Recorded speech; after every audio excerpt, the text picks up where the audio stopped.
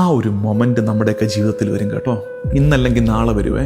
അത് വരും, അത് കാത്തിരിക്കണം, അതിനുവേണ്ടി ഒരുങ്ങണം. ഏതൊരു മൊമെൻ്റ് എന്നറിയാമോ? നമ്മളിങ്ങനെ മറിയം നിന്നതുപോലെ സ്റ്റക്കായിട്ട് നിൽക്കുന്നൊരു മൊമെൻ്റ്. അറ്റ്മോസ്റ്റ് സൈലൻസ്, ആരും കൂടെയില്ല. മുമ്പിലെങ്ങനെ മുമ്പോട്ടെങ്ങനെ ഒരു എക്സ്പ്ലനേഷൻസും കിട്ടുന്നില്ല. കിട്ടുന്ന എക്സ്പ്ലനേഷൻസ് ആകട്ടെ ഒന്നും കൺവിൻസിങ് അല്ല.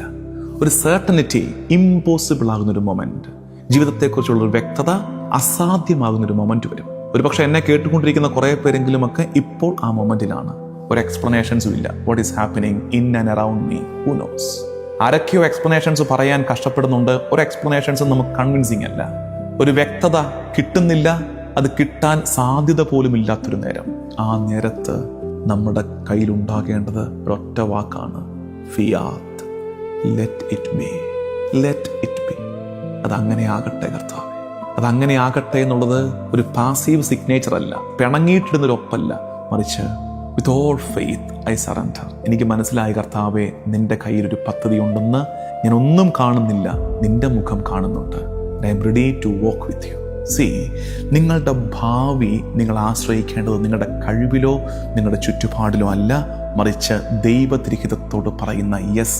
അത് പറയാൻ ഇപ്പോൾ പറ്റുന്നുണ്ടോ? അതോ സ്ട്രഗിളിംഗ് ആണോ? അതിൽ ബാക്കിയൊക്കെ ഓക്കെ, പ്രാർത്ഥന കാര്യങ്ങളൊക്കെ okay, but are you ready to say a very willing full yes to the plan of God? ദൈവത്തിൻ്റെ പദ്ധതിയോട് യെസ് പറയാൻ റെഡിയാണോ? നിന്റെ ജീവിത സാഹചര്യത്തിൽ, കുടുംബാന്തരീക്ഷത്തിൽ, നിന്റെ ദൈവവിളിയിൽ നിന്നുകൊണ്ട് യെസ് പറയാൻ പറ്റണം.